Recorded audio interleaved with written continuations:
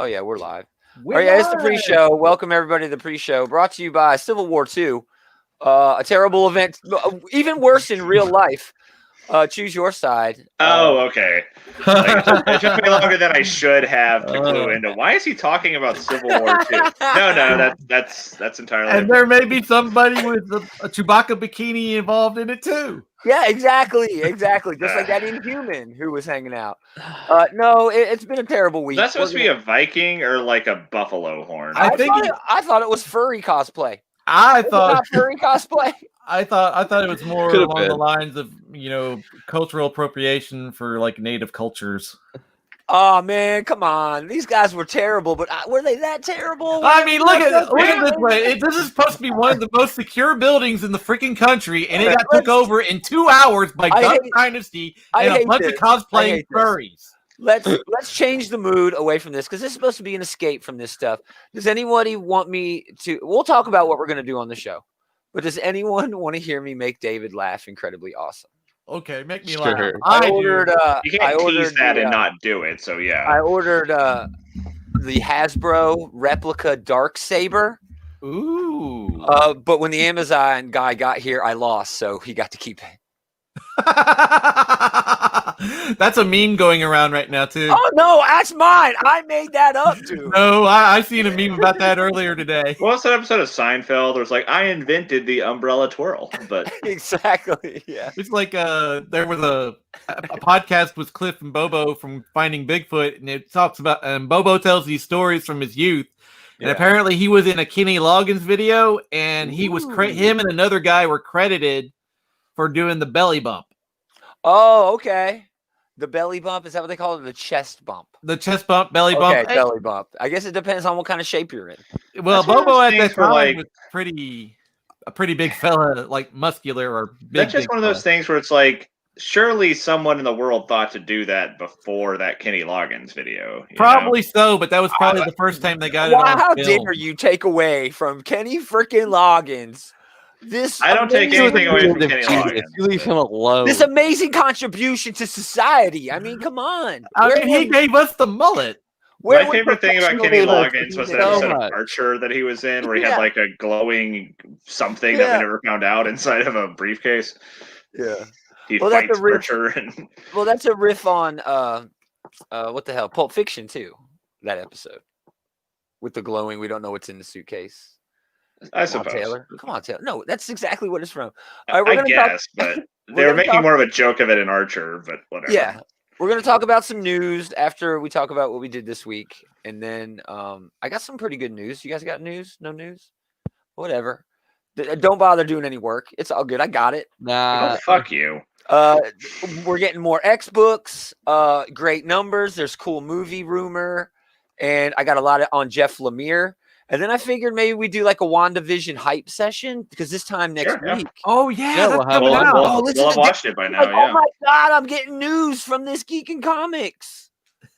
That's right. WandaVision. Yeah. WandaVision. So there's reviews out too, man. It sounds great. And apparently it is trippy as shit. But the first day is like a dual release, the dual premiere, 2 episodes. Nice. That's cool. Yeah. That's breaking. Yeah, it's not even part of the main show. And then I got food news, a double dip. And then we do have Moment of Destruction about Transformers this week. Come on, man. Transformers number 26. I actually have some shining moments in this issue. Stuff actually happens in this one. Yeah. But I also got some new toys to show off. Preview right here. Ooh. And then, top 3. It looks like a Nemesis Prime. It's not. It's the Dead Prime. It's the Dead Prime. The alternate universe Prime is what they call him. But that's the shattered universe, shattered glass. Okay.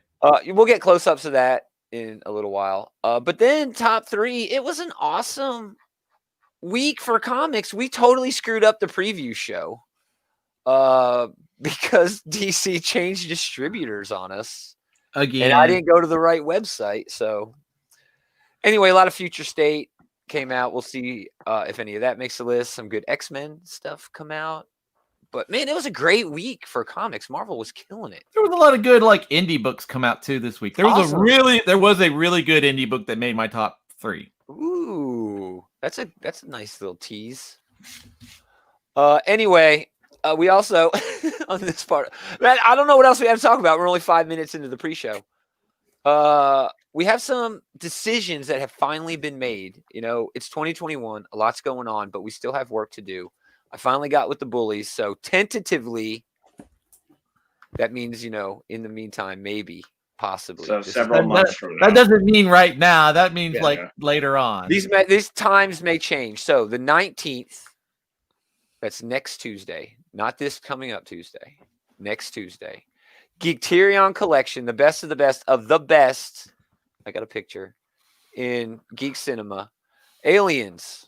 That's what we're doing. I think I have aliens. You don't have an alien specific one though. Come on, man. I have. Gotta work on this. You gotta have the got a lot of guy. images. You gotta have the geek guy with the face hugger on him. Or you could have that's a great idea, David. You could have a xenomorph with a monocle or something. Yeah. I am gonna do that. That is a genius idea.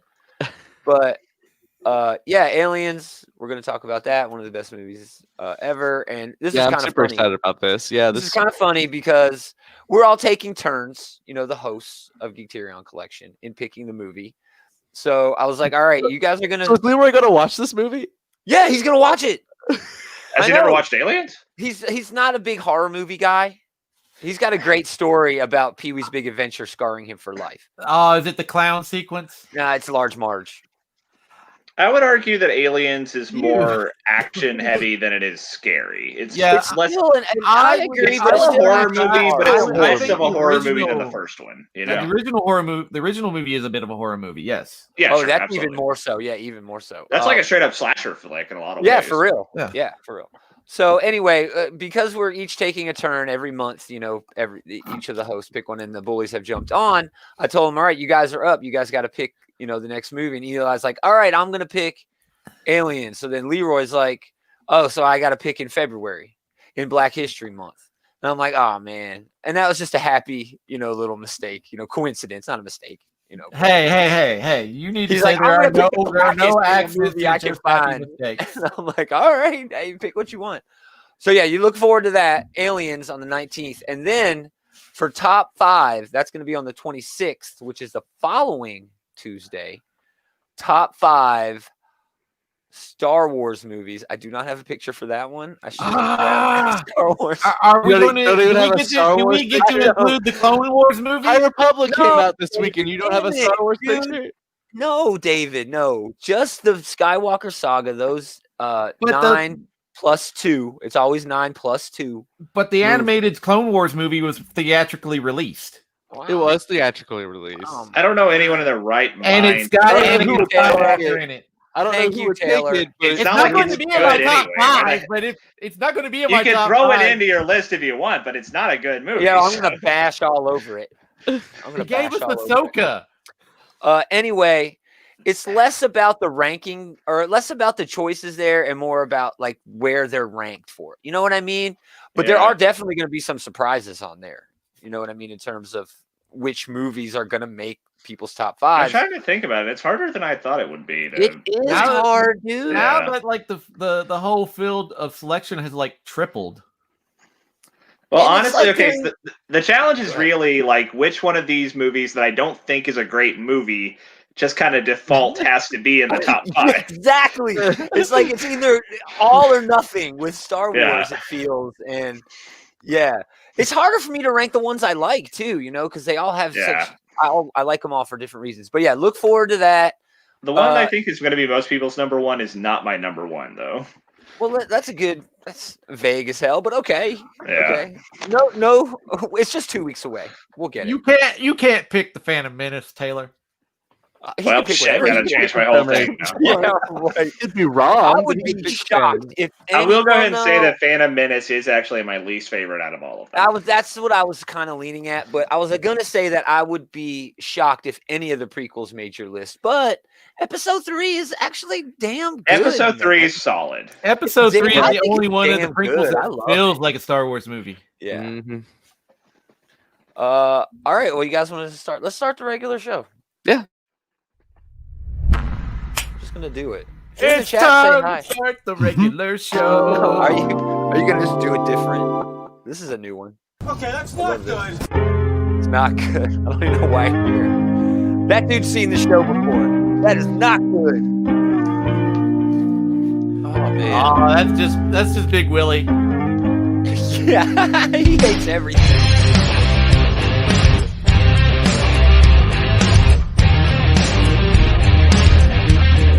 You already missed out because you called it Rouge. Called it Rouge. Greetings, geeks. Welcome back. Another episode of this Geek in Comics. Outright Geek Reads comic book shit talk show. Shit talk show. Talk show. Adam Normal. Oh, get a little soulful into it. Yeah, there, he dude. was. Oh, yeah. I don't even remember where I was. We're all here. How's it going, everybody? Oh, it's going all right. I watched a bunch, and you guys are probably gonna hate this. Nobody knows what this is. AGDQ. Do you guys know what AGDQ is? It's awesome games done quick. It's a speed running video game. Okay. I watched the guy beat like Super Mario 64 blindfolded. That's impressive. It was amazing. That is very impressive. Yeah. Super Mario 64 is one of those games that has like a special place in gaming history in general, but it's also like one of like the golden, like one of the like holy grail speedrun games. Yeah. Like I think the record's like it's like 10 minutes or something to beat the whole thing. Well, this dude beat it blindfolded in like 30. Yeah. So yeah, I mean, it's amazing, dude. Yeah, and I mean these guys are talking about cutting 0.5 seconds off run. Yeah. Different ways to do it. It's just Well, it's like with track runners, right? Yeah. Like, when Right. you're doing it that fast, like a tenth of a second is a long ass time. I mean, these guys played like a head-to-head Metroid, like a race, and they were like 8 seconds apart, in the race. It was just like, oh my gosh, it was amazing. But they did raise over $2.7 million for the Prevent Cancer Foundation. So. Well, that's a good cause. Yeah, and that's basically all I did all week, man. That's all I did. That's watch awesome. People play video games. Yeah, man. I've just been watching Star Wars movies all weekend, man. Wow. Getting ready for this top 5. Have you never seen the Star Wars? I've seen them, but I Always haven't nice seen. to have a refresher. I specifically rewatched the sequel trilogy because I haven't seen that one as many times as Sure. as the other ones. I watched them all at least 6 times. I haven't watched them. Only that many times. 6. No, I mean the new ones. Only 6. Those other ones, shit, I've been watching those since I The was a other wee- ones I've been since I was a watching. wee lad in short pants. I saw. Yeah, dude, speedruns of Dark Souls, games like that, like Skyrim. I remember I played Skyrim for like days and hours, all kinds of stuff. Dude beat it in like 45 minutes. No, what kills me is Yeah. when they do those speed runs in Dark Souls with like Guitar Hero guitars and Oh shit yeah, like that. that's rad too, Yeah. man. That's Like Dark Souls is Or one of those Donkey like Kong Bong. The Dark Souls is one of those bongos. games where like bongos. when you're first playing it, it's like, oh my god, how does anyone beat this? Donkey But then, Kong. like, you get into the zone and you know Yeah. all the reads, all the patterns, and it's almost like a trivial chore to go through and beat the hardest bosses. I think it's Flipping like through hours. I walls and demand stuff. drug It's so testing for these awesome. speedrunners. Oh my gosh, are you on Adderall? How much sugar have you had today? What you been up to, Taylor? Anything? special? I did finally get around to watching Wonder Woman 84. Oh, thoughts? It was fine. There was hated it. nothing. There was Raving nothing. review, raving. Yeah. There was nothing fine. big I disliked about the movie, but there wasn't anything big I liked about it either. There were Yeah. lots of small things I liked and lots of small fair. things I disliked, so it comes out being pretty neutral in my mind. Sure. I I tend to Although it agree. does bother me, like Uh-oh. she was fine with Steve Trevor stealing this guy's body his whole life. Yeah. A guy she knew for like a week, Yeah. 60 years ago. She's gonna totally ruin this guy's life over someone she should have gotten over by now. Patty Jenkins came out and sort of made comparisons to the movie Big and how nobody has a problem with the woman in the movie Big as kind of I don't know if it was an excuse. No one really. had to die for Tom Hanks to I know. grow up. Nobody had to die for Tom Hanks to get laid.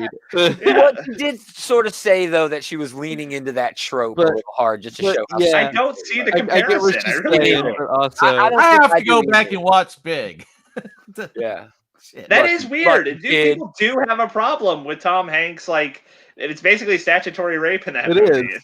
There's a lot of problems with Tom Hanks movies. Like nowadays, you couldn't get an actor to play a character like Forrest Gump. It would be offensive.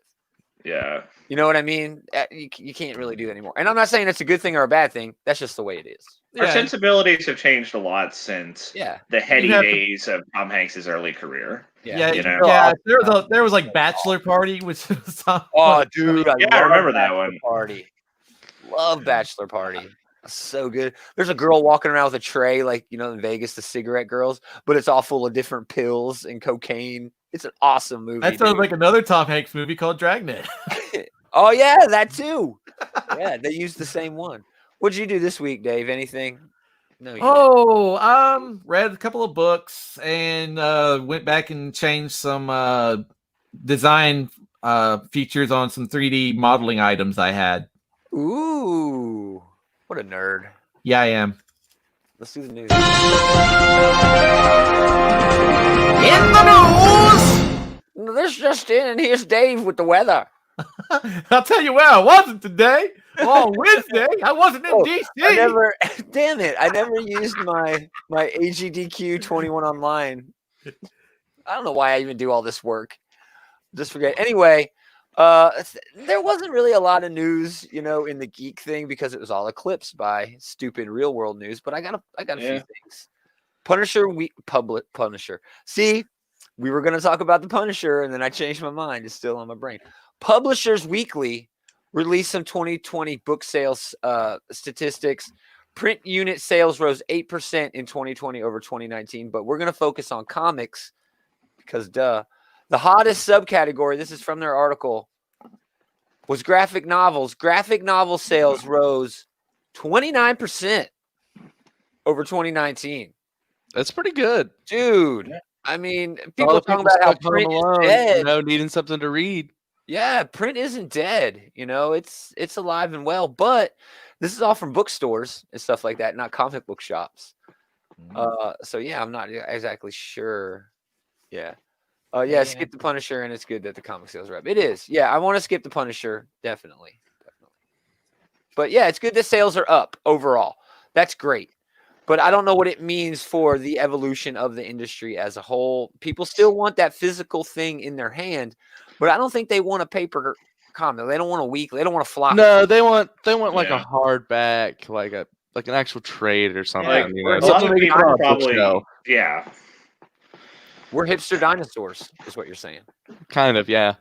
Great. Did I hear dinosaurs? No, shut up. No. Nothing worse. No worse nerd than a dinosaur nerd, honestly. Oh, man, come on. 2020 had some really good stuff come out for dinosaurs. It really did have some good stuff out for dinosaurs. Yeah, I genuinely don't know what you're talking about. There were a lot of amazing finds this year. Well, they actually found finally after 70-something years, they found like a complete Spinosaurus, or more complete Spinosaurus skeleton. They did some research, and they figured it was more crocodilian than... Moving on, this is some news. It's rumored that Chris Pratt is going to be in Indiana Jones 5 and will take over the series in some way. So this is another bastard son of Indiana Jones. Well, he banged. He's Shia LaBeouf's older brother, your younger brother. What was the name of the woman from Temple of Doom? Maybe it's her son now. This time. The actress, dude, that works for me. That works for me. Sure, might as well reuse that. They should just forget that whole alien crap happened. Okay. Okay. Hey, they were interdimensional beings. They weren't aliens. That's a Schwarzenegger joke. Yeah, funnily enough, Schwarzenegger mistook Chris Pratt for Chris Evans, just like everybody else. Like, Evans is the best Chris. Too many Chris's. Evans is my favorite Chris. A lot of people have a lot of love for Chris Pine. I don't necessarily dislike Chris Pine. I just don't get why so many people adore Chris Pine. It's because he has the big old puppy dog eyes. He looks sad all the time. David's got a crush. I like Chris Pine just fine, but Chris Evans is just objectively the better Chris. It's true. And I don't have an explanation why, really. I'm sure he plays Captain America. Sure, his Twitter is off the hook. He even showed, last year, he accidentally showed his penis to everyone, and everyone was like, bravo, sir. And then he turned that into... I'm a jerk. He does. It was the light we He needed. turned that into a message to get out the vote. He did. I don't understand. I don't understand how the world works, but Chris Evans. He's making lemonade out of his lemons. Good for you, Chris Evans. Yeah. He is the one true Kirk. No. Is not. Oh yeah. Okay. Yeah. Maybe. Yeah. Talking about Evans, but what do you guys think about Chris Pratt taking over Indy? What do you guys think about the Indiana Jones franchise just as a whole? Does it even work without? We have a guest. I don't know, man. Hello, Kitty. Oh, she's giving you kisses. I mean, we were talking about dinosaurs earlier, and Indiana Jones does kind of feel like a dinosaur franchise at this point. Don't get me wrong, I love Indiana Jones, but I don't know if it works without Harrison Ford. He's going to be in it. My understanding is that he is going to be in this upcoming movie. It's right, but if he's passing it off to Chris Pratt, that means his son will murder him on a bridge at the end. He'll be. I want the old man Indiana Jones from the end. Okay, in spite of all evidence to the contrary, Harrison Ford is eventually going to die. Yeah, we can't. Not the plane crash. Deep fake him forever, okay? Yeah, that's eventually what's going to happen. We're just going to deep fake all these people, so we'll always have Robert Downey Jr. and Iron but the Star Wars deep fakes are always so bad. It doesn't matter. I still want Indiana Jones to lose the eye. Okay, so the Star Wars have been doing deep fakes for 20-second intervals, you know? I don't know that they could do the deep fake for the lead actor in the movie. You know? Have you not seen the deep fakes where they replace Jack Nicholson with Jim Carrey from The Shining? No, that sounds terrible. Why would I want to see that? Oh my gosh, it was pretty funny. It was pretty funny. All right. So yeah, I don't know. Indiana Jones just feel old. Okay, but that being said, though, if anyone is going to step in and be kind of like the roguish, you know, adventurer type, Chris Pratt can fill that role pretty well. He'll essentially be playing the same character he plays in his Jurassic World movies. Sure, I don't have a problem with that. Chris Pratt pretty much plays the same character in almost all of them. And wisecracking smartass. Yeah, just about every. He's a better pick than most, to be honest. Yeah. He's a better pick than Shia I will say, you know, Indiana Jones is notorious for fighting Nazis and fascism, and I think we really need a solid Indiana Jones right now. Anyway, there's new X books coming, believe it or not. Uh-oh. They're not slowing down. This is a pretty cool one, though. Way of X. Way of 10. Oh, come on. Way of Kiss. Written by Cy Spurrier. Art by Shout it out loud. This is a Nightcrawler specific, Nightcrawler centric book. Mutant kind has built a new Eden, but there are serpents in the garden. Some mutants struggle to fit in. Some mutants turn to violence and death. And the children whisper of the Patchwork Man, singing in their hearts. Only one mutant senses the looming shadows, and it's obviously Nightcrawler. They've been hinting that. Do we know who the creative team is on this? What was your question? Do we know who the creative team is on this thing? Yeah, Cy Spurrier and Bob Quinn. Oh, okay. Cy Spurrier. Well, Cy Spurrier will do a pretty good job. Yeah. Is this an ongoing, or is this going to be like a mini? I'm not sure if we're sure about that completely. You know how Marvel is; they're kind of cryptic until the first 2 months of pre-orders come out, and then they'll be like, "Hey, it's popular. Let's keep running with it." Interior art looks good. You know, clean.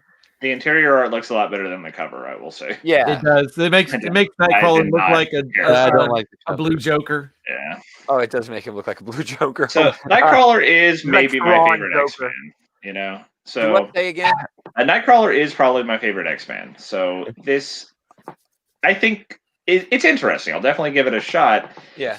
That's not all of my favorite characters do well outside of team books, though. You know. That also said that X-Men have definitely gone past the limit of having way too many X books going on right now. There are a lot of X books, but they're all good. They're all good, but so if they're good, why not just bring me more? I mean, there's been one X book that I'll say was bad. Oh my gosh. And it was Fallen Angels. All right, Fallen Angels was not great. The art was awesome. Aren't you afraid of oversaturation? But I don't think we're at that point yet, dude. Well, I mean, it's definitely possible. We're getting into that risky area. Some properties manage to avoid the oversaturation problem for the most part. Like people have been worried about the MCU being oversaturated for years now, and as of right now, it seems as though the public has not gotten tired of it, and Because that it's is good. freaking everywhere. Yeah, I love it. All That's what beats all of the problems. all the individual installments are good. Yeah. So far, it's been like that with these X books. You always got to wonder if this is going to be the bad one. But even then, if the body of work in general is so good, we can forgive a stinker every now and then, you know? Yeah. And as long as it's good, keep giving people what they want. Keep giving them good books. I want more X books, especially if they're going to be talking about mutant religion within the context of. That is a very interesting idea. Yeah. Yeah, he's the most spiritual X-Man there is, you know. And they've already been seeding that idea in the X-Men book proper. And is this a Patchwork King? Is that supposed to be Shadow King? I think so. Yeah, they were teasing that in New Mutants. So. Yeah, exactly. So I'm hoping it's gonna. I mean, we're not sure yet what it's gonna be, but it sounds like a great idea. And damn, dude, I mean, Cy Spurrier is awesome. Yes, he is. Good. And he does a lot of horror comics too. So, you know, Shadow King, and I kind of feel as a horror character. Mm-hmm. Yeah, and I'm not sure exactly what this is going to entail. I want it to be this sort of, you know, doorway into what Nightcrawler feels is the proper way to build a religion around a race who is immortal now. You know, it's a lot of awesome things that you can, some great questions it brings up, and I'm hoping it gets answers. We'll be talking about X-Men again later on in the show. Trust me. In the same context. Do you guys want to talk about Jeff Lemire? Jeff Lemire's got some new books coming out. I got something in my freaking eye. Does he not have new books? Yeah, what does he not have? I was about to say, that's like, yeah, duh. Is it a day of the week that ends in Y? Of course, he's got a new book. All right, so he put out his newsletter, and I guess he had an interview, and I pulled some text from that. Black Hammer Universe is going to be shrinked back to one core title. Ooh. However, in the same announcement of Black Hammer Reborn, which is what the series is going to be called, in launching spring-summer, more details in that in a month or two. He also announced that Madam Dragonfly series is going to come out. So I guess that's coming out before Reborn.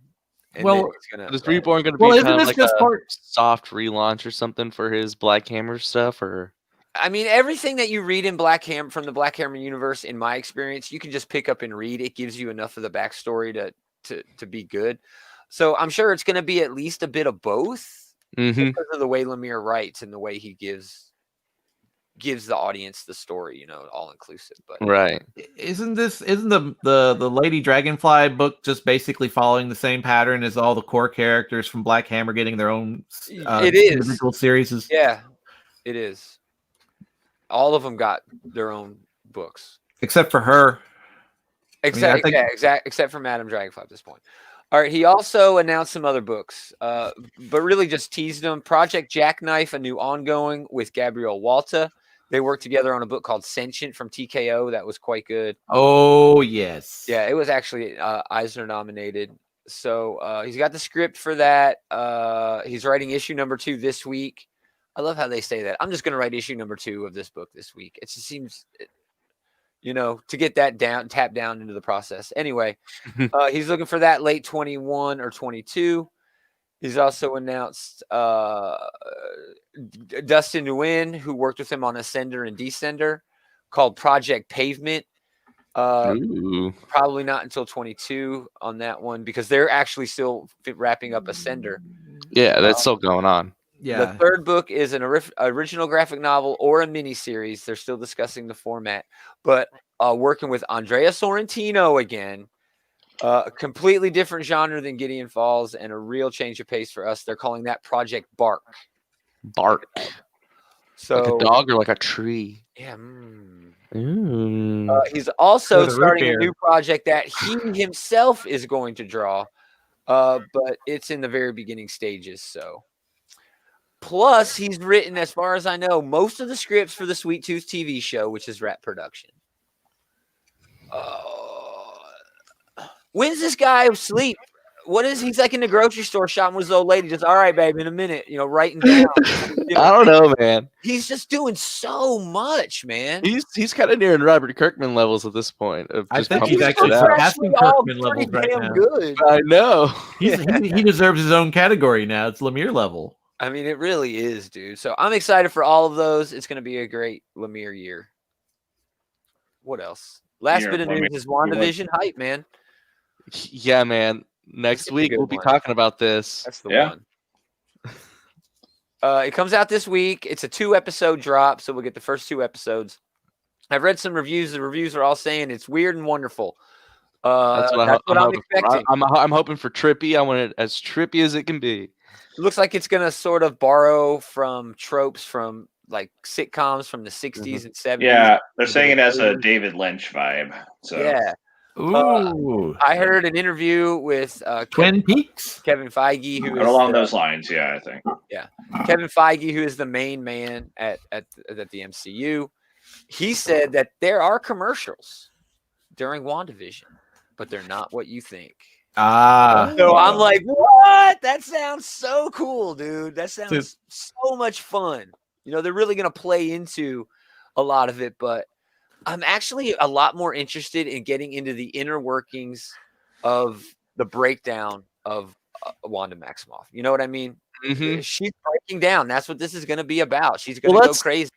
That's always been one of her character kind of tropes. You know, every once in a while she kind of breaks down and kind of breaks everything around her when she does it.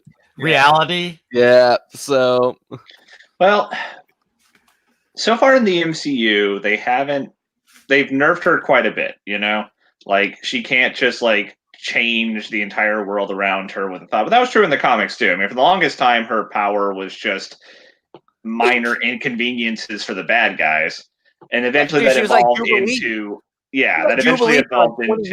like I can change everything at will. You know, I can literally create a new universe, and you won't know that you've been put into a universe. So in the MCU so far, she's basically been Jean Grey. But I wonder if she's graduating to reality warping again. I don't know. I mean, okay. We know that she's going to be in the next Doctor Strange movie, which is all about different realities, the multiverse. I think this is our reality warping here. Yeah, she's got to start doing a lot more badass stuff in the MCU. She's the most powerful Avenger. I mean, no one else took, except Captain Marvel for like half a fight, but nobody took on Thanos. Oh yeah, she one-on-one the way she did. If we're using Thanos as the measuring stick, she arguably did the very best against Thanos. But then again, he did hit Captain Marvel with the Power Stone, so I guess that kind of skews that fight a little bit. But I don't know, whatever. But isn't in Captain Marvel in the MCU? Didn't she derive her powers from one of the gems? Well, so did Wanda. So did Vision, for that matter. Well, yeah, Vision. That's true. Pretty much every character in the every superpowered character, pretty much. Yeah. Thanks for looking for these stones, Thanos. You're your own worst enemy.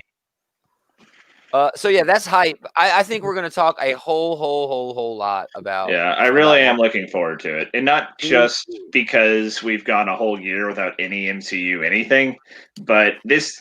Just on its own merits, looks trippy and fun. There's a lot of great homages to old television shows. Well, I'm really interested to see this new phase of Marvel. This new Disney Plus onto the small screen. Yeah, onto the small screen. Yeah, we already had the Netflix experiment, and that was kind of had mixed results, hit or miss.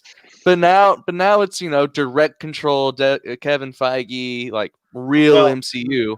We'll see what happens. That's a good point. That like the Netflix shows, they had a lot of really high peaks, but it never felt particularly plugged into the MCU. Whereas this absolutely looks like it's going to be. And that's the real appeal for me, that it's part of everything else. Yeah. You know what I mean? It's okay to have your Daredevil show and have it linked up to your as much as I like the Daredevil show, this is the character base, This is putting all the people that we've already seen in the movies and telling a story in a very different format. And I am very interested to see how they pull it off. And I have a lot of faith in how they will. But I think you hit the nail on the head for what I'm attracted to. It's going to be different. It's not going to be a movie. You know what I mean? You can do different things on television. You can do not just experimental things, but things that we know work for TV that you just can't do in a movie. Yeah, you can do a lot more episodic storytelling. David. Yeah, you can do more storytelling. What did you say, Adam? And I said with a TV, you could really explore character more Exactly. deeper than what you can do in a movie, just You guys because are you have both more saying- time. Yeah, you got both more saying- move to spread your legs out a little bit, you know. Exactly, dude. I mean, and people talk, and I'll just make this comparison because I think it's the easiest one to make. People hate on the new Star Wars trilogy.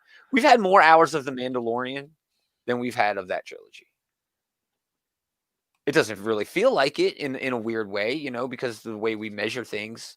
But if you're measuring the Star Wars since Disney has started doing it, they easily have way more hours of awesome than they do of crap. Even if you think the new Star Wars trilogy is crap, which I know a lot of people do. I personally do not, but I'm just saying. Mandalorian is like Tune in universally in a below. couple of weeks to get our thoughts on that, right? But Oh, that's right. Oh, teaser. Oh. Teaser. Well, no, you're right. I mean, they've done a great job with the Mandalorian, and I know that it's not, you know, a guarantee that they'll knock this out of the park too, but it seems as though they're taking a lot of care into these flagship shows. Like Mandalorian was the spear point, right? They wanted to get that right.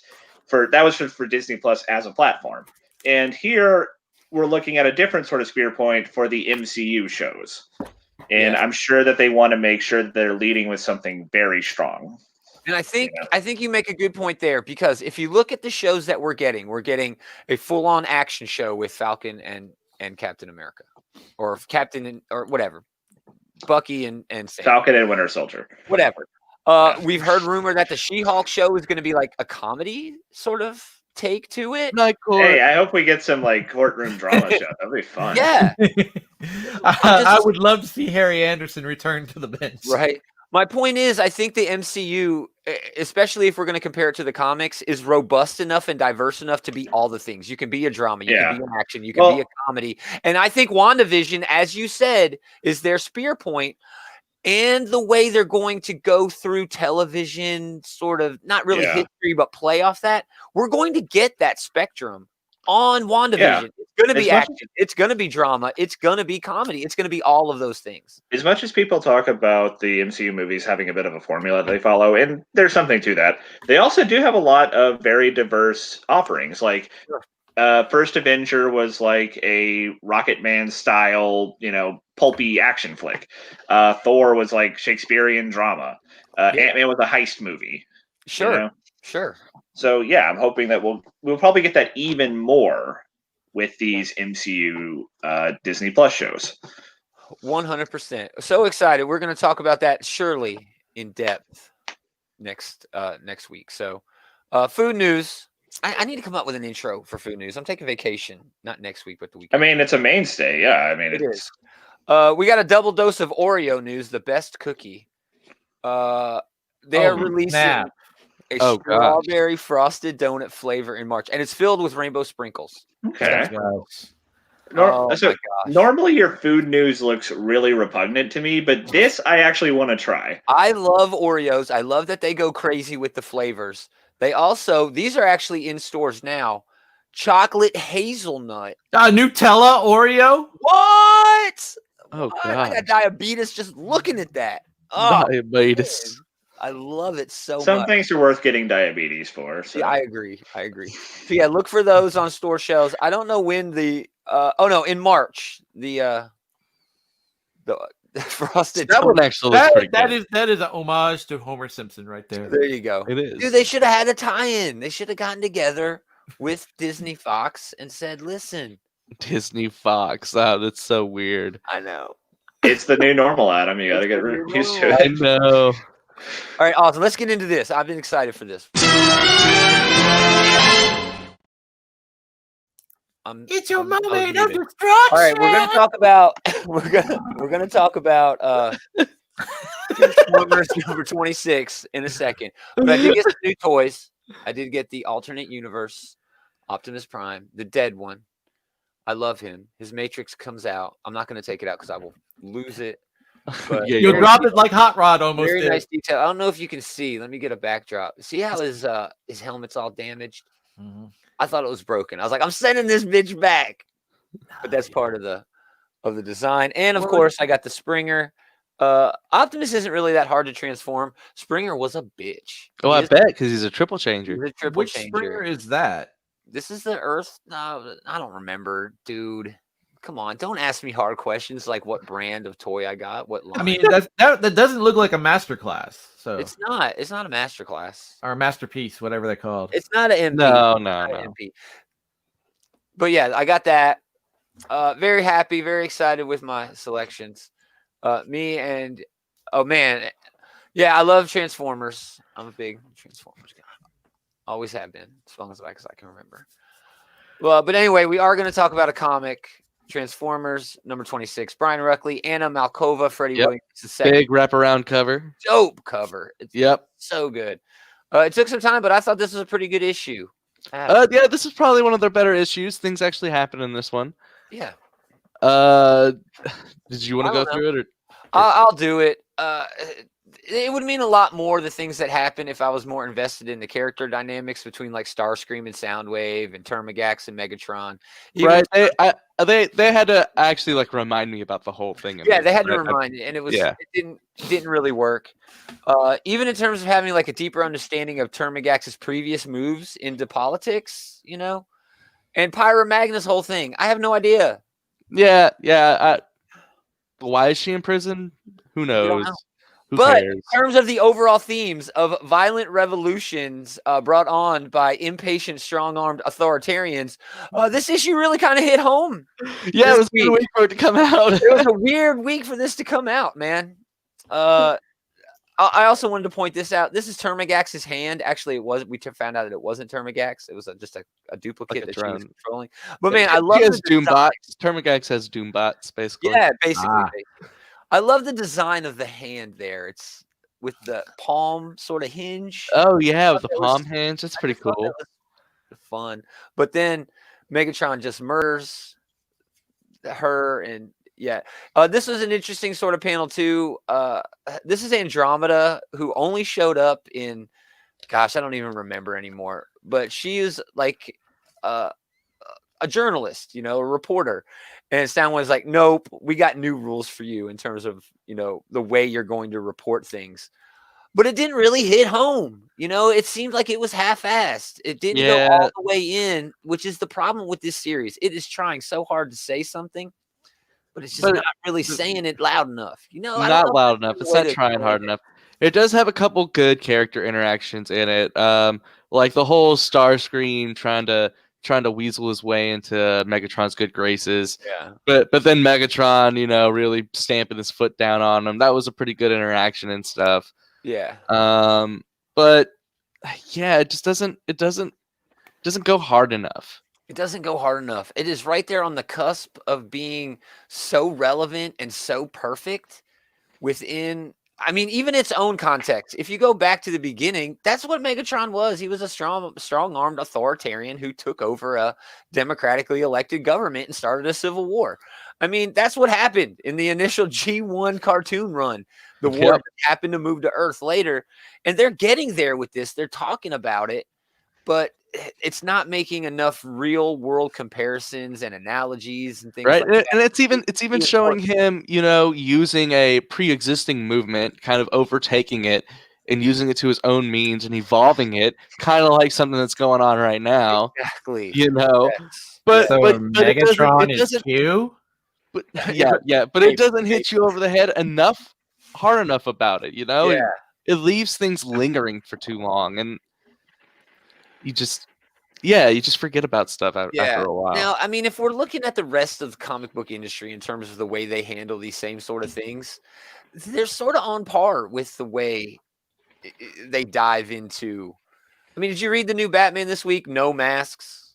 Not allowed to wear a mask, you know, because the totalitarian Gotham protectors don't want you to wear masks. I didn't have $10 to spend, so no, I didn't get the new Batman. I don't know if I'm reading too far into that, but maybe I'm not giving this book enough credit because I was so happy with the way the Phase 2 IDW run, the run just leaned in so hard into everything. So I do think where the book is now is miles ahead where it was, you know, the first 12 issues or so. The problem is the first 12 issues was so slow, so poorly paced, such dog shit that now that it's starting to actually pick up and be good, it's kind of too late. Yeah, you're not wrong there. I do want to give it another try. Like I said, I'm taking vacation. I might try to reread the whole run, but I just really want to get Cyclonus for 2 panels. Really, that's all we got. Cyclonus' story has not evolved at all since the first issue. I know. It's so It's frustrating because I really want it to be good, and it's finally on the cusp of like almost being really good.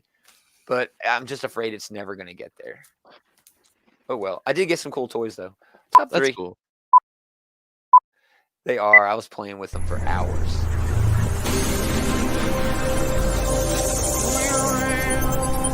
So Gomer was sitting in the floor opening his Christmas was. presents and like, look at me, Optimus Prime, Autobots transform and roll out. I was. Meeple doing Bobble. It's like one of your kids opening one of those, and you're like, "Get out of the way, that's mine." I usually do take a present away from my kids every year. My wife's a really good shopper. I should AK preface my top 3 by saying that there were some things that probably would have been in my top 3 that were cleared out of the shop by the time I got there. Oh, so, man, it was a big week, man. It was a big week for some things. yeah. David, why don't you start us off, man, with honorable mentions? Alrighty, honorable mentions. You ain't gone first in a while, I guess. I guess I haven't gone first in a I don't while. really keep track. My first honorable mention is a book called The Last Witch, #1. I did From not read Boom it. Studios. Just a very nice little story. Takes a lot of tropes from like Little Red Riding Hood, Brave, and just some other things. There's a scary forest. And there's a rumored witch in the forest, and they're like the adults are like, stay away from the witch's tower, and kids don't stay away from the witch's tower. Ooh. This was written by Connor McCready with art by VV Glass. Connor McCready. Clan McCready. But no, just a very, very nicely well executed art style. I didn't like the art in the preview. That's why I didn't read it. But it also had a lot of really good pacing to it. And we got introduced to like maybe I'm guessing like the core group of characters. We have like the magic girl heroine. We got the woodsman hunter father. Magic girl not to be confused with magical girl. Yeah, dude. It's like the Legion. Yeah. The wise grandmother. The impetuous young Bran from this book. They have a Bran like in Game of Thrones, and he's like sickly. Oh, so it steals from the best. It steals from the best. So is he going to be the king too? I guess he might get a wish. Spoiler alert. And then my other honorable mention is from Hoy Comics. Nobody watches that show anymore. the Wrong Earth, Day and Night. Forgot all about this. The Dragonfly Man from Earth Alpha and the Dragonfly Man from Earth Omega were sucked through magical or mystical or technological portals and got stuck on the wrong Earths. One where there's a dark, gritty kind of 90s vibe to it, and the other one's kind of like Batman 66. Yeah, it's like if the Snyderverse Batman and the Batman 66 Batman changed universe. Yeah. But it'd be great. But I kind of feel that the Batman from the Earth Omega has adapted pretty well, or the Dragonfly Man has adapted pretty well to life on Earth Alpha. He's not killing people. He's using his knowledge of bulletproof, technical equipment and stuff to kind of improve his armor. Man. Yeah. Everybody does better when they go to the past. Remember Marty? He had it made. Yeah. He did. Cool. He could have put some money down and made some bets. Exactly. But you still want to talk about? But the story pretty much just goes where these magic port or mystic technological mirrors have opened up, and there's ways to get back to Earth Omega and Earth Alpha. And so now they have journeyed across the threshold and found each other, and that's where it leaves off. They are deciding if they want to return. I mean, I don't know. The Dragonfly Man from Earth Omega seems pretty adept in Earth Alpha. So. I think he should murder the one. Never mind. Go ahead. But yeah, it was a pretty good book. Good one. Yeah, my number 3 pick this week is crossover number 3. Good choice. Yeah. I thought I had it. Hold on. I thought I had images from crossover. I do. Go ahead. Just oh my gosh, the whole world, Right? the whole world has changed when the superheroes showed up in Denver, and now we get like cameo appearances from actual comic book characters from Dark Horse in this. I don't want to spoil who shows up at the end of it, but I'm gonna spoil the hell out of it. Oh, please spoil it. Yeah, go for it. Did you guys read it? If you spoil it, I'll comment on it. Madman shows up at the end of the book. They have like a Doctor Strange character called like Dr. Black with a Q. Oh my god, he's a member of the Paybacks. Did you not read the Paybacks? It's been a while since I read the Paybacks. It's been a very long time. Okay. If you're a superhero, right, you need to get some money, some seed money to be a superhero. So these guys take out loans, and if they can't pay the loans back, they have to do like this Suicide Squad sort of thing for the bank, where they work for the bank and work off their debt. Funny. It's rad, dude, and it's a Donny Cates book. Yeah, it's been a while since I read it, so I'm a little fuzzy on the characters because it was like what 1-2 series and that was it. I think this is the only trade. I think it only had one volume. But I mean, they were joking in that image you shared that people didn't read it. So yeah, in the book they even said, "Wait, we got canceled." The characters were talking. Wait, we got canceled after one volume. Yeah. But yeah, there's just a whole lot going on. They're trying to get that little Ellie girl to safety, and the Adam guy shows up, but he's not wanting to kill the Ellie guy. Dr. Black shows up, makes a mirage of a Gundam fighting a squid monster. The Payback show up, Madman shows up, and I'm just like, oh shit, this is about to get real. I mean, it's a cool idea. It's so meta. I was just shocked by like Madman showing up. I didn't expect that. Well, I knew there were going to be cameos in this. But I had to be cameos. I wasn't part of the expecting original, promotion for it when Cates was doing all the virtual cons and stuff this year. He kept saying, "No, this is going to cross over. That's why it's called crossover. You're going to see all kinds of characters in this." So I thought it was going to be Spawn. I thought Spawn was going to show up. He probably still might. And we already see Spawn's hand.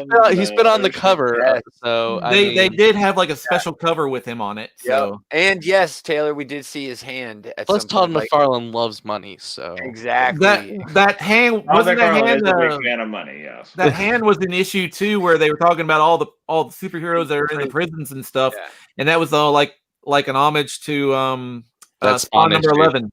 Yep, with Cerberus. Excellent choice. Crossover was cool, man. This book continues to please. It's great art. It's Donny Cates. He's at the top of his game right now. He's arguably the best writer in the industry right now. If you look at sales, I don't think you even can argue. I think he has. Oh no, not at all. 4 different books in at least 3 He's killing it. Books in the top 10. Well, 4 now that King in Black is a thing because he's Venom and King in Black. 2020 was the year of Donny Cates. It really was, and that's such a weird thing to say. I'm not sure how Donny Cates I know, right? Dude, this crossover book, it's all about like there's people in there who are anti-comic book superheroes. So one of the promotion pieces for it before coronavirus hit was say no to masks. He had to pull all that promotion down. Oh no! Yeah, oh I mean, gosh! That's a terrible thing to have happened to a book that's gonna be your like landmark book for the year. Oh yeah. Still pulling it off. The book is great. It's that like makes similar, it a little bit more poignant though, in some ways. It's like similar to the promotion that Wizards had with Ikora when they had like the Godzilla crossover. They had a Mecha Godzilla called Death's Corona. Yeah. And they were like, no. You guys know how like back in the day when the Tobey Maguire Spider-Man movies were coming out, there was like a poster they did where there was a big old web between the Twin Towers. Yes, I remember that. Down. Yeah, they got that was like what the web had a helicopter or something in it. He had caught a helicopter webbing between the Twin Towers. Big Willie Thomas. He hates Donny Cates for things that he says like on social media and stuff like that. But I like him because He puts writes out cool good He writes good comics. Yeah. That's what I don't care what he says on social media. I just want to read his good comics. The only person you should hate on social Being black media has is been great. Robert Liefeld. Yeah. That's not fair. Yeah. Hey, he I can agree blocked with that. me. I know. You got And blocked by don't Robert say it like Liefeld. I that, got David. blocked by Robert Liefeld. You love it. You love every I second. love That's it. hey, you're that's bragging a about feather it. in your cap, man. Yeah. Yeah. All right. Yeah. Crossover's great. Who wants to go next? Taylor, go next. I'll decide. We just want to Yes. go like clockwise here. Yeah, we'll go. Roll for Clockwise. initiative. All right. Adam will go last. Well, it's too late to roll for initiative. You already went first. I guess you could have had the surprise round, but. I'm the rogue. All right, so I guess I'm the ranger since I'm going Four is second. good. But Four is good. speaking of, that's actually going to be my honorable mention this week. Is latest issue of Thor. It's the weirdest thing. Every time this book comes out, like I have to say, I don't really like what they're doing. Like I don't like the whole evil Donald Blake thing they're going for, but it's still a fun, engaging story. And honestly, spoiler, Frog Thor shows up at the end of this issue, and he's rad. like, he's talking shit like a badass, and like he's like, I'm not hiding from you, I'm hunting you. Now run.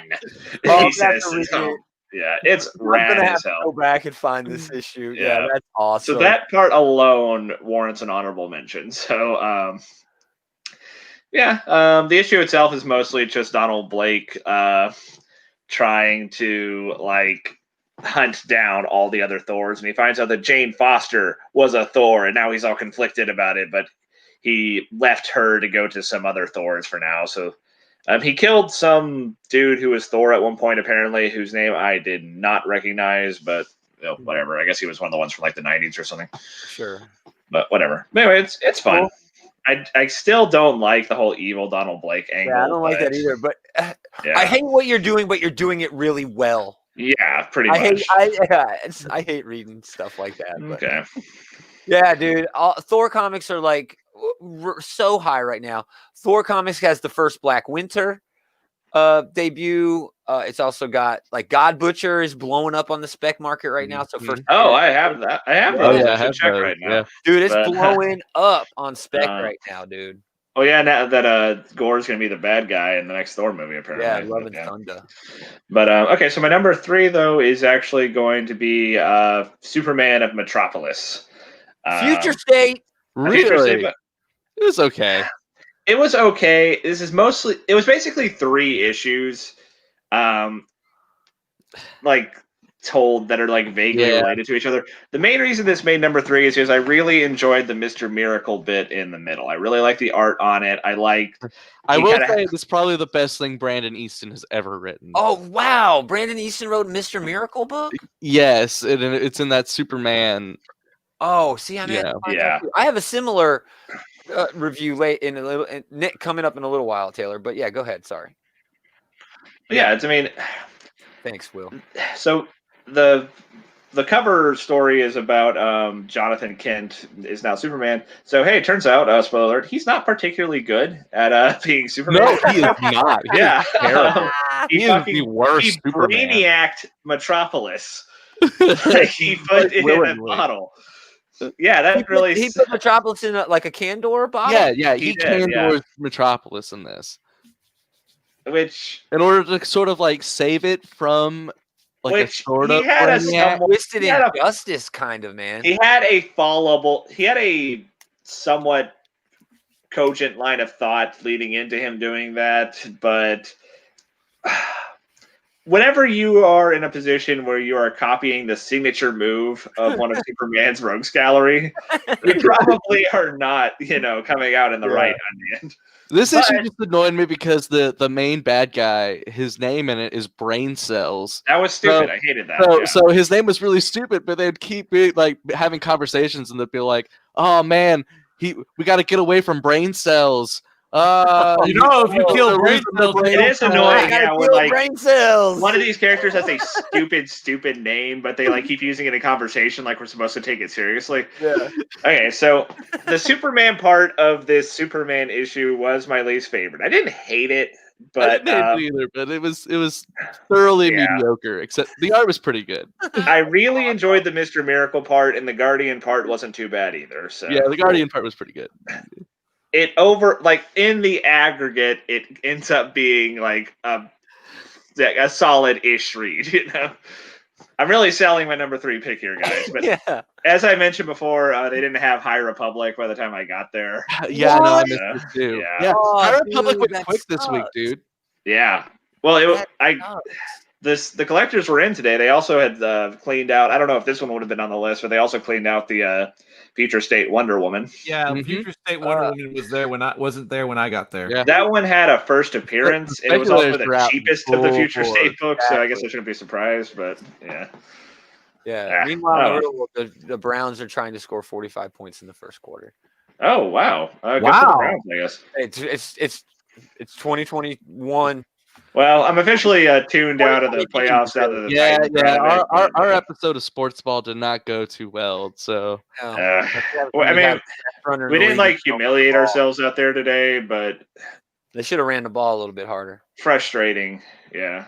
Anyway, speaking of Star Wars, I'll go next. I do have a few honorable mentions, but at least one of them I'm pretty sure is going to be brought up in the regular review, so I won't talk about it. Juggernaut number 5, Fabian Nicieza and Ron Garney.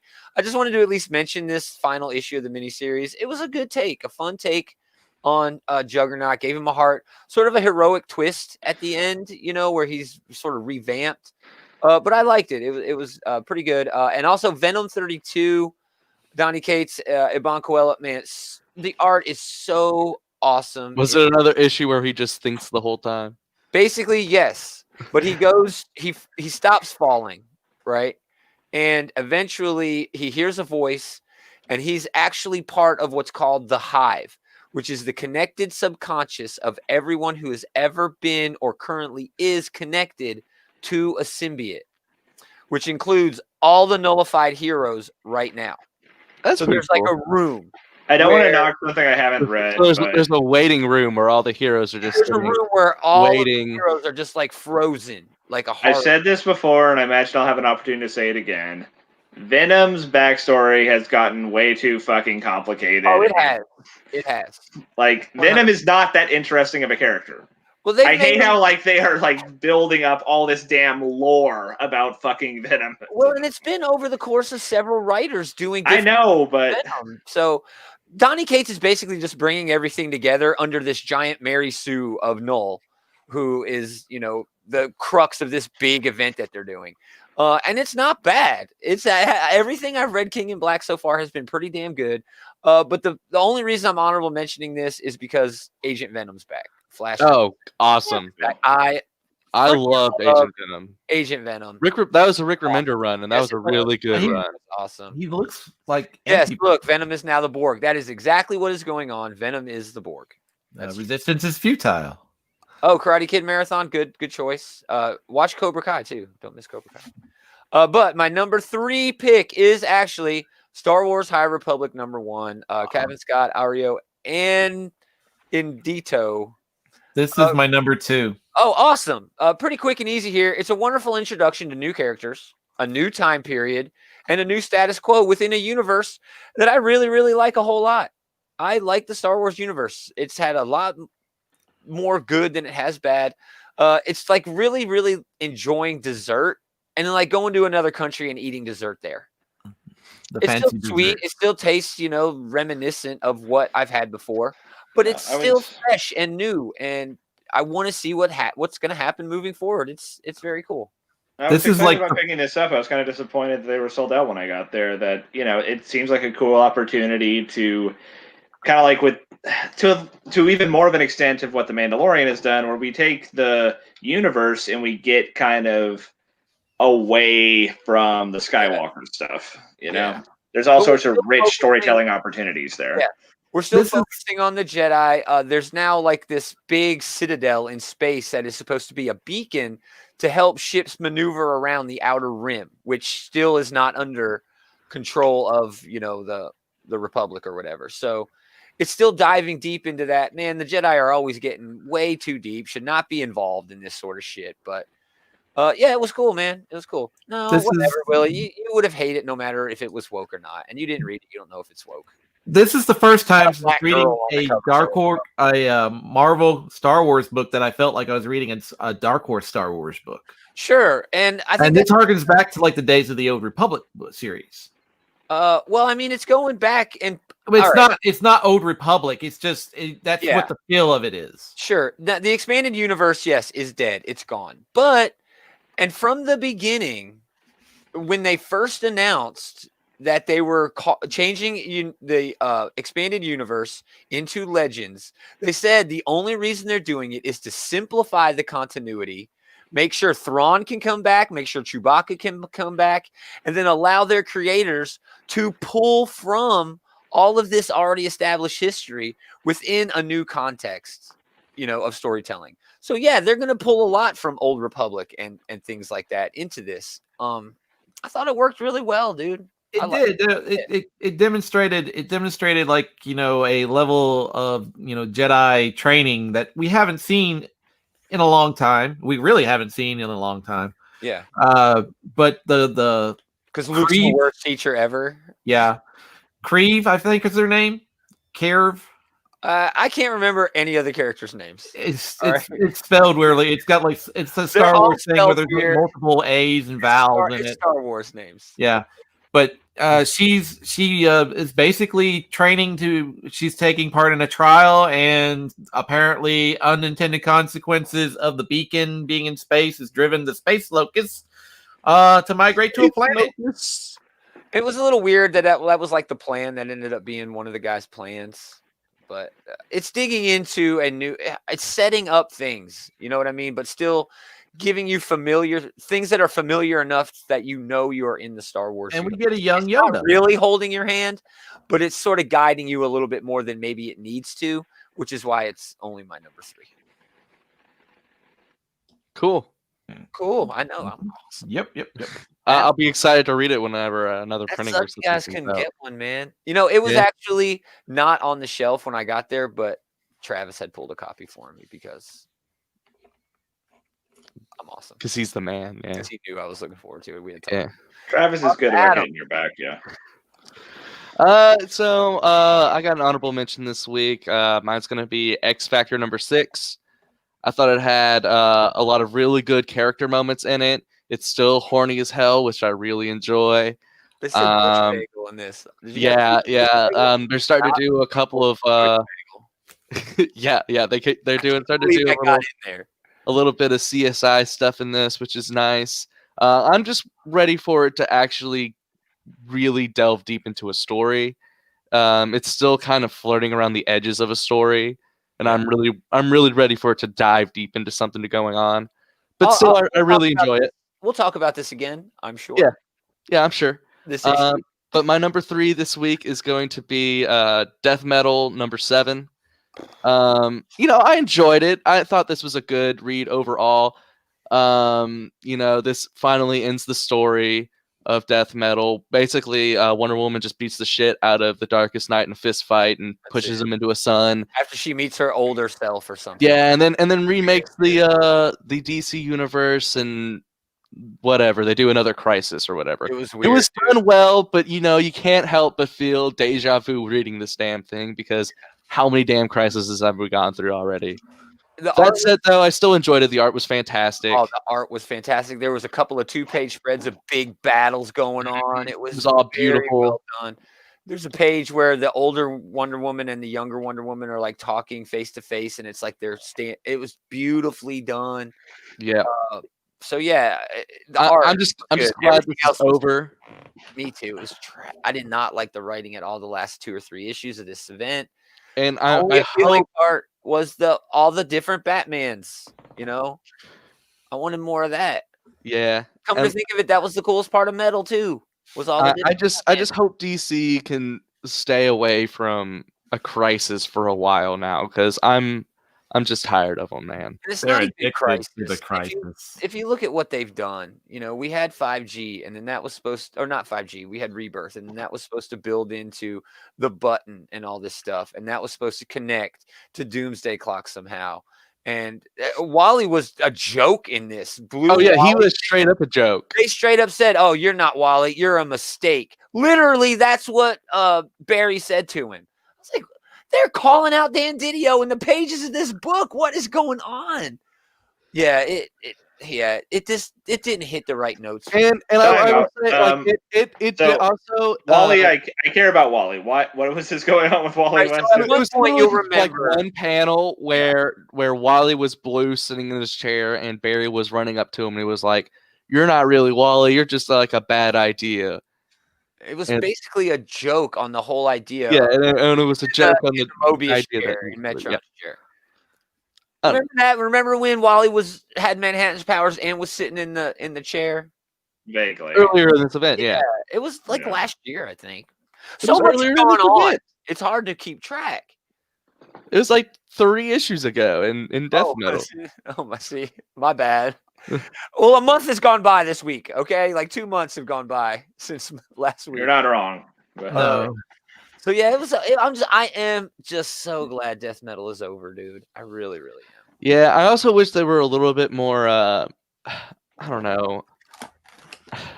I wish they went into a little bit more detail on how they remade the universe, because they left a lot of gaps on as far as who's alive, who's dead. They're like, some of your friends might be alive, but they might not be. So it's kind of, and then we go right into into like it's a big toss up again on right. And then who's the alive, Empress who's shows dead, up. what the hell is the continuity now? And she has the greatest sand. It's weird, dude. That's my problem. It didn't do anything because now leading into Future State, we're still not actually sure what the true DC continuity is right now moving forward.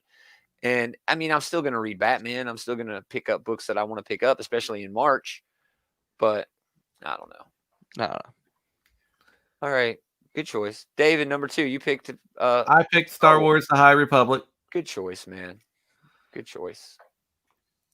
Just Taylor, it's on you. Oh, unless you, David, if you have something more about. I already said my piece during your part. Okay. Taylor, number 2. I'm gonna do Return of the Valkyries, number 1. It's a King in Black tie-in. It's Jason Aaron along with a dude with a super Norse-looking name. Yeah. Sure. But they're picking up with the Jane Foster Valkyrie book that was out earlier last year. Al Ewing co-wrote that with Aaron, I think, at the time.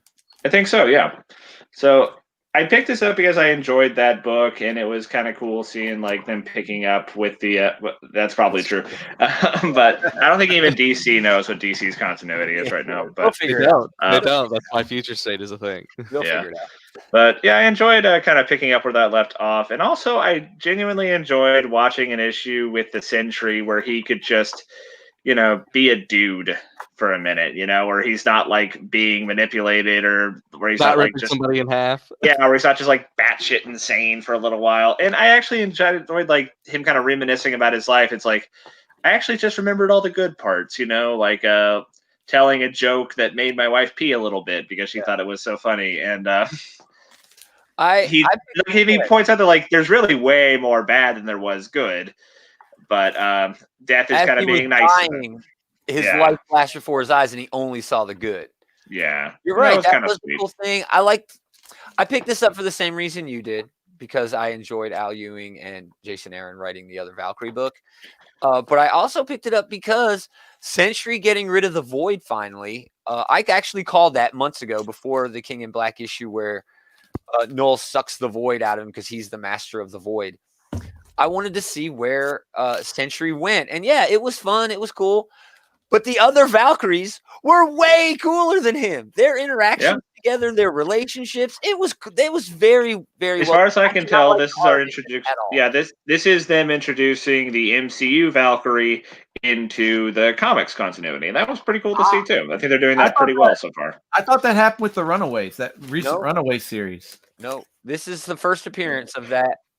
Analog. That Runaway series lost me when they started including stupid like Kindergarten Wolverine. That was whatever gag that was they were trying to do was not worth it. He made the book super annoying, and I dropped it right as soon as he appeared. But oh no, that wasn't Runaways. That was not Runaways. Exiles. Yeah, Exiles. Yes, Yeah. and I did not like Baby Wolverine either in that.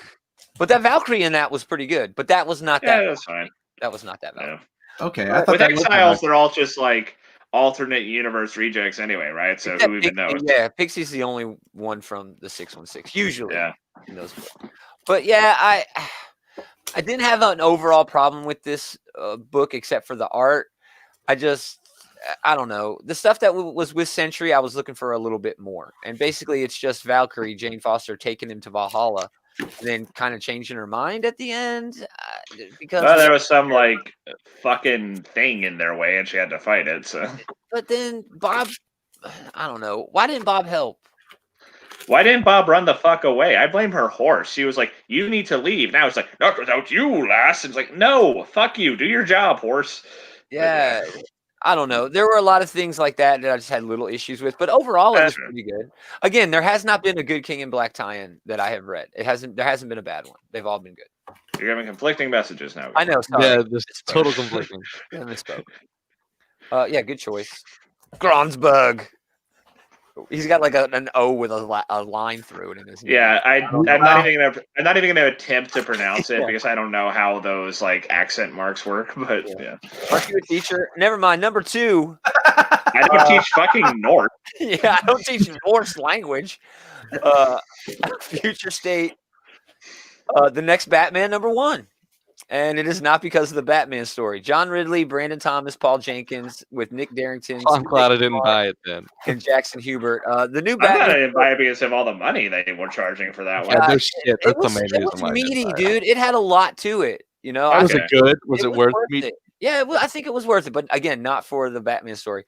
It established things just fine. The Batman story with the new Batman being Fox or whatever. But John Ridley, as expected, is still basically cutting his teeth when it comes to writing comics. The other history of the DC universe, which was amazing, is not your typical traditional sequential art sort of comic, and this is.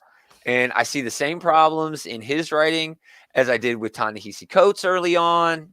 I mean, Just doesn't understand the medium yet. he gets it, but it's still early. You know what I mean?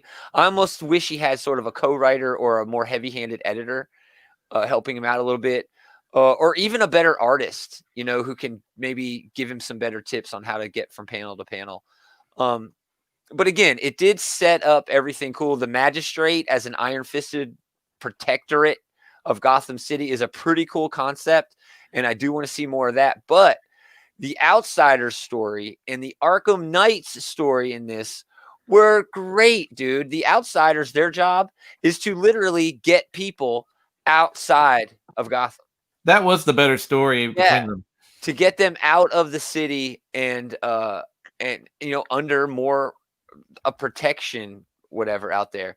The Signal, driving a car, getting people out, racing across bridges. Katana was in there. And all lightning, Black Lightning shows up at the end, like he's been converted to all lightning. It was really rad. And look, this is one of the 2-page spreads. There was some of the pretty good sequential art right there. Very pretty good. rad, yeah. Very well done stuff. Fun writing, great pacing. The Arkham Knight story, I think, was even better. This is led by Astrid Arkham. She's right here wearing like the Iron Man meets Captain America suit. I love the take on the suit because it's not like boob armor. Everyone's always talking shit on boob armor nowadays, so they get rid of that. I love that. But Clayface, Two-Face, Copperhead, Anarchy, Humpty Dumpty, Mr. Zaz, and Dr. Phosphorus. Basically, it's a Batman Suicide Squad taking on these authoritarian thugs who have taken over protecting Gotham, quote unquote, protecting Gotham. And it was both very well done. Good art. I really, really wish that the new Batman story would have been better. There are a couple hints in there about Bruce Wayne and how he's maybe dead, maybe not. We know he's alive somehow because the Future State Detective Comics is going to get into that. I'm picking that up. Because I'm picking that up.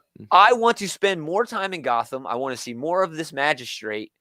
I'm hooked. I'm hooked on the Future State, at least in terms of the Batman angle, which is, as always at DC, the largest angle, they have. So The best anchor they got. mission accomplished, DC. You did it. You did For it. for one of the three For of one us. of the 5 that you had come out this week, yeah. Even Simone DeMayo couldn't get me to pick up that Harley Quinn book, so 'cause I just don't care. But yeah, Future State, the next Batman #1, very, very well done. I was surprised. Cool. Cool. Cool. Number 2. All right. So my number 2 this week was Hellions #8 from Marvel with Zeb Wells. Who was the artist on that? Segovia. David Baldione. The dude who did the Domino comic, David Baldione. No, you're wrong. It was no, Steven Segovia. Yeah, Segovia. Baldione did X Factor. Sorry. Yeah. Sorry. There's a lot of X books, man. I just like saying that you're wrong. I know. But I really enjoyed this one. Hellions has been a really fun book. It's really funny. There was no Mr. Sinister in this one, so it wasn't as funny as other issues. But I still like this one. I like the new Iraqi versions of Wild Child and Nanny. They mentioned Amenth in here, and they should not know about Amenth. No, they should not. It's crazy. It is. Little touch right there where they're Mhm. talking about the Iraqian, But in this, the team is basically fighting these robots led by Cameron Hodge, and it's kind of funny in the beginning because he's giving his villain speech, and the new Iraqi versions of Wild Child and Nanny are having none of it, and they just kind of run off during his speech. Yeah. And he's like, "What the hell, man? I'm giving my speech. We have like manners around here. We have a way of doing things." Yeah. But it was basically a lot of robot punching in this one. There was a good joke here where they kind of helped free the robots from Cameron Hodge, and the robots were like, mutants equal friends now. Yeah. But then there's this new mutant rule now that AIs aren't allowed to exist because of the events of House of X and Powers of X. Yeah. So they can't let these robots exist, so they have to, kill these new robot friends that they make. And now, mutants do not equal friends. Yeah. And then there's a nice little good bit at the end too, where Nanny manages to save like a baby robot AI of some kind, and that's probably going to come and bite them in the ass at some point in the future. Maybe she can teach it to dance. Yeah. I like how Empath gets killed like every other issue.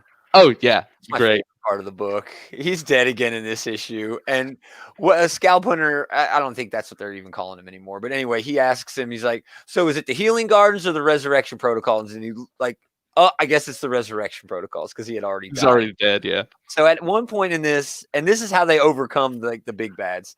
Hodge is there, and Empath tries to put a, whatever in his brain, a thought into his brain to make A him do what he suggestion? wants to do. Yeah, a suggestion. And he's like, "Oh wait, that didn't work." And Hodge just punches him in the face, and Empath just starts laughing. He's like, "What are you laughing at?" He's like, "Dude, you're a robot." And he's like, "No, I'm not." And then the robot, he's a robot he's racist against mutants, saying that they're not human. But then it turns out that he's a robot himself who's not human. yeah. So the So robots you are have like, that. "Oh wait, you're not human," and then they beat the shit out of Hodge, which is how they get out of it. But just some great moments with Empath. He's my favorite in this. I think he's really well done. But yeah, a lot more hints, and I'm going to say the same thing about this book that you said about X Factor in your honorable mentions. I need it to go somewhere. It was really locked down in what happened in Ten of Swords. I would say it almost got bogged down by Ten of Swords a little bit, even though the 2 issues that we got of this book were I really thought they were great. But they still ruined the momentum this book probably had before. It needs to build that momentum back up, and it did okay. It did an okay job of it this issue. So yeah, good pick. Anytime you pick an X book, I'm gonna be agreeing. Nobody else is reading that shit though, just you and me, man. David, what are we up? Number 1. Number 1. Number 1. Scout's Honor. I hate to say it, I didn't like Scout's Honor at all. Go ahead. I'm sorry. Kind of really liked it. David Peoples. Hey, Gilbert, you piss on his parade after he said the fucking title. I know. I'm sorry. Wait until he gets into it before you piss on his parade. Come on. But no, David Peoples has been doing some really good stuff. He had like the Spencer and Locke in the Chapel book. Going to the chapel was Going to the awesome. chapel. So I had some expectations with this, and I felt that David Peeposs has kind of delivered because this is a little bit different for him in some ways. But basically, it's the premise is Fallout, but they instead of like Vault Tech and stuff, they use the Boy Scout manual to survive. That's the new religion. The new religion is the Boy Scouts handbook. But we get introduced to our character Kit, and she's I guess I just gave it away. Kit is a girl in the Boy Scouts. Yeah. And That's she's basically trying to make it into the highest rank of the Boy Scouts, or this kind of Boy Scouts, which is the Eagle Rangers. Which, if you were in Boy Scouts, you would know that an Eagle Scout is the highest rank that a Boy Scout can achieve before their 18th birthday. Isn't this apocalyptic Mulan? It is. I think it's apocalyptic Mulan meets Nothing wrong with that. I'm just saying. Fallout. Is there a dragon? There is Does not Eddie Murphy show up in this? Not yet. There's a Gamma Boar, but Well, Is it voiced by Eddie Murphy? yes, it was voiced by Eddie Murphy. Like the new Mulan is all about the phoenixes now. So yeah. I haven't seen that. Sorry. It's not. Yeah, bad. I didn't give Disney Plus $20 to see that. So Well, you're gonna watch It's it free now. It's free now. Oh, is it free now? Yeah, it's pretty good. Oh, did you think I gave them like $30 to watch that movie? No one. I don't know anyone who gave them $30 to watch. That's why you can watch it now. The look on Taylor's face, the look of disbelief at the comment. You think I spent $30? Yeah. But I really enjoyed. I really enjoyed the storytelling going on in this. A lot of if you were in Boy Scouts, there's a lot of stuff that they do actually mention that is stuff that's in the Scouts.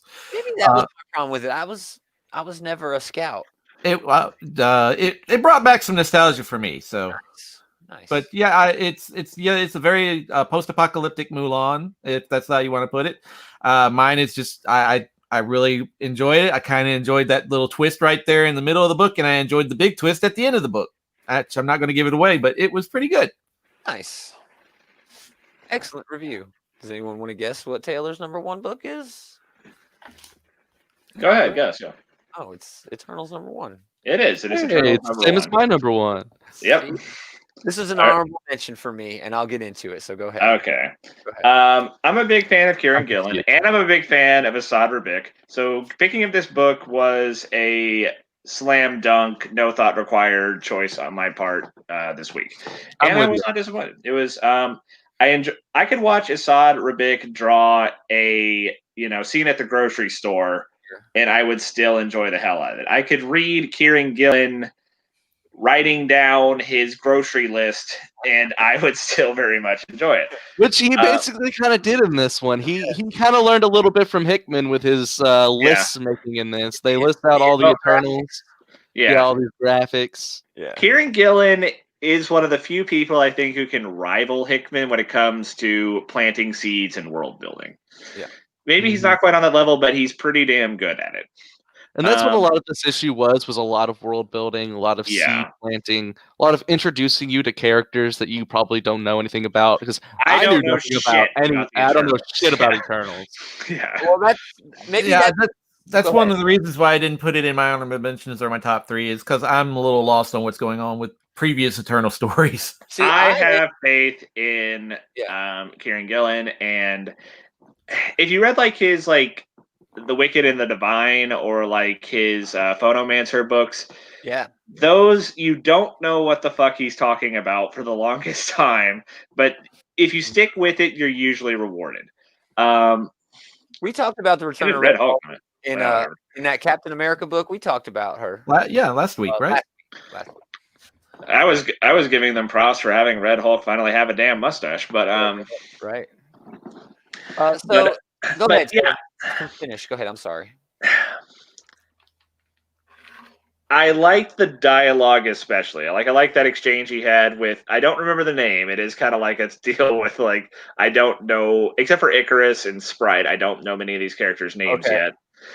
But the dude who was in charge, he's like, whatever happens is your fault. And he's like, it is my job for things to be my fault. Now go and do it. But It's a very dark side thing to say. yeah. Well, and that's basically what these Eternals are supposed to be. They're basically new they're gods. like Marvel's new gods, like, basically. Yeah, Marvel's That's what new I've gods. been getting out of it. Yeah. Yeah. Well, I apparently, have- they're Jack Kirby creations, so probably a lot of like elements that they share. you Yeah.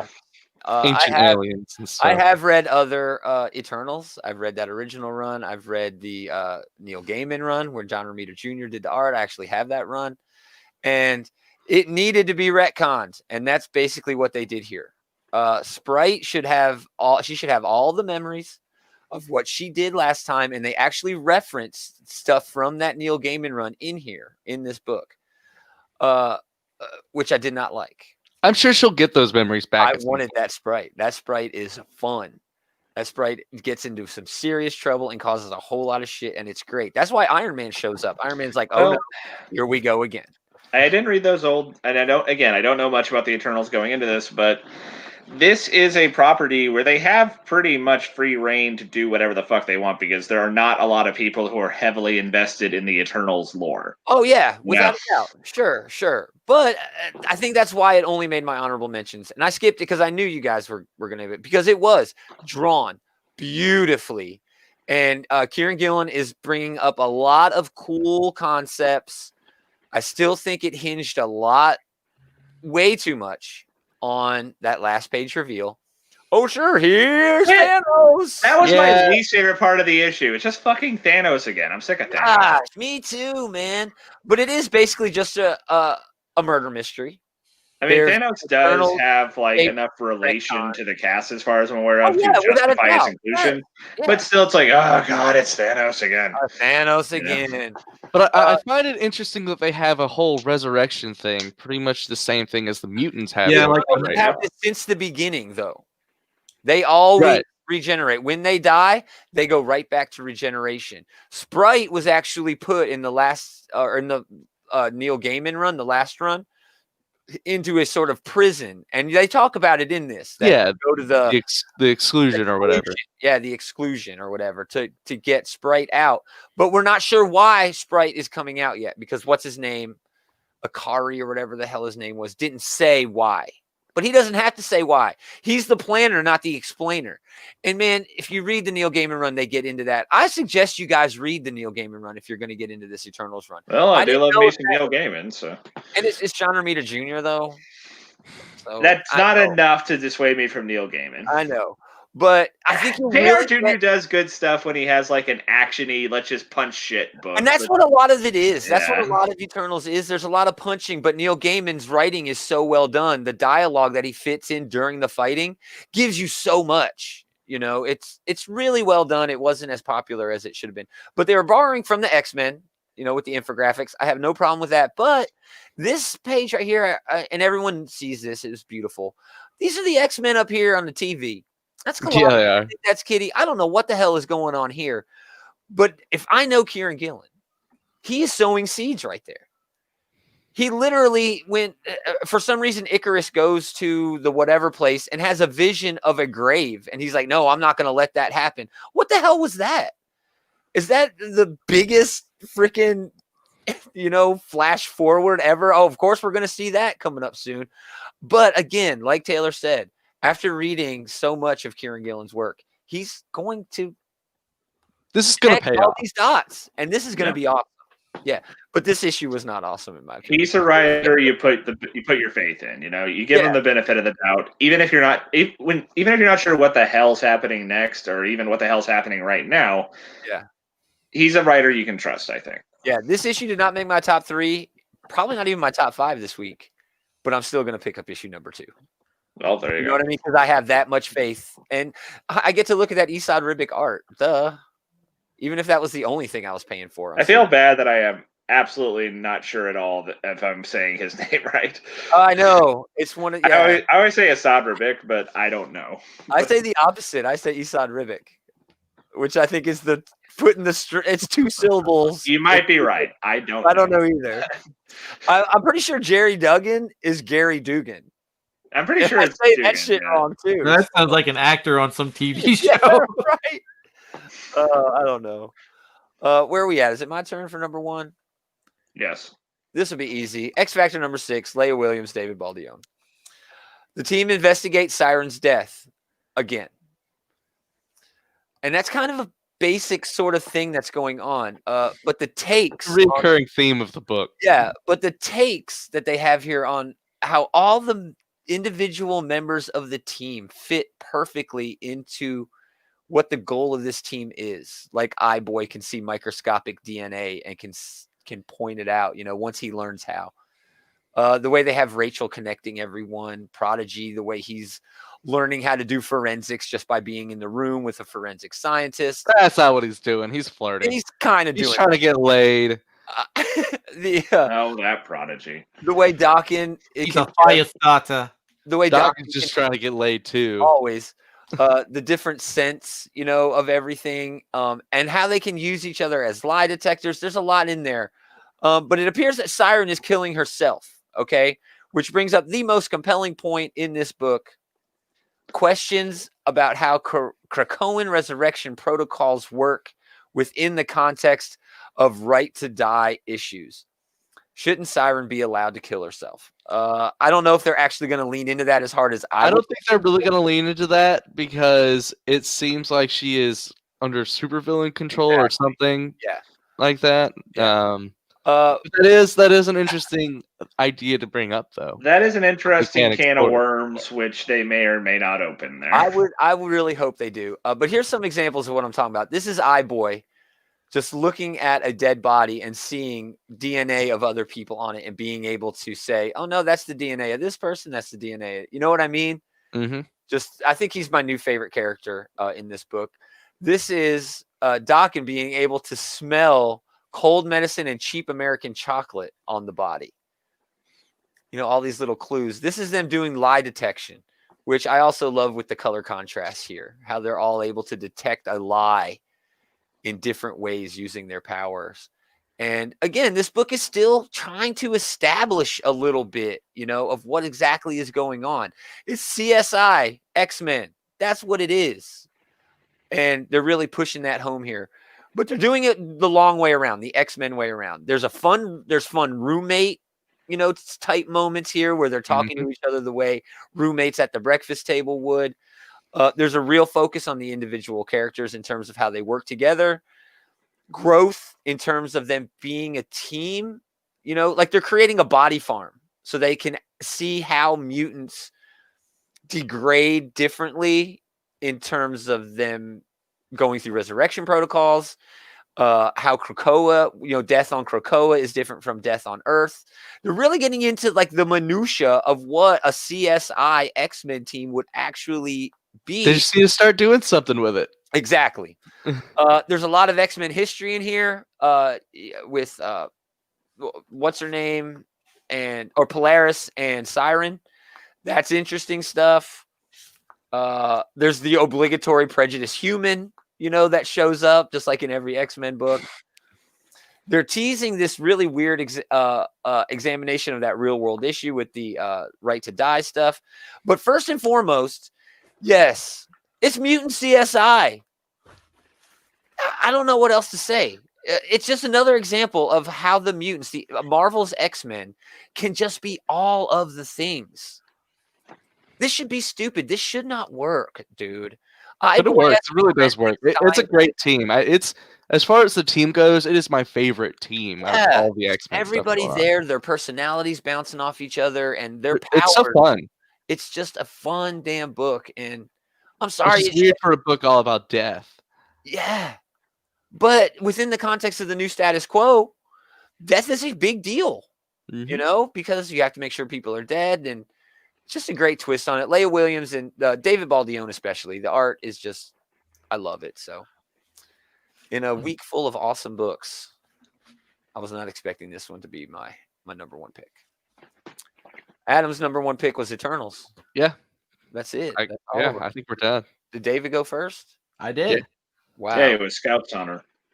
Oh, yeah, Scout's Honor. Man, I wish that would have been better. I'm sorry. I don't know why I'm apologizing to you.